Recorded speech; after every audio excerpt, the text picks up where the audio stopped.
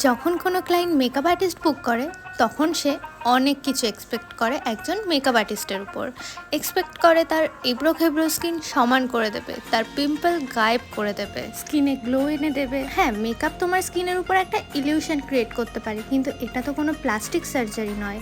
একটা ভালো makeup base আনার পিছনে যতটা দায়িত্ব একজন মেকআপ আর্টিস্টের আছে, ততটা কিন্তু একটা ক্লায়েন্টেরও। নিজের স্পেশাল ডেকে আরও বেশি স্পেশাল করার জন্য সবটুকু দায়িত্ব মেকআপ আর্টিস্টের উপর না দিয়ে নিজেও একটু স্কিন কেয়ার করো। তোমরা কি জানো, যদি স্কিন ভালো, কম দামি প্রোডাক্টেও স্কিন গ্লো করে, কিন্তু যদি স্কিন টেক্সচার খুবই খারাপ হয় তাহলে অনেক দামি দামি প্রোডাক্ট দিয়েও সেই স্কিনে গ্লো করানো খুবই কঠিন হয়ে পড়ে। যাই হোক, অনেক জ্ঞান দিয়ে ফেলেছি। আচ্ছা, আমার ভিডিও তোমাদের কেমন লাগে সেটা অবশ্যই কমেন্টে জানিও।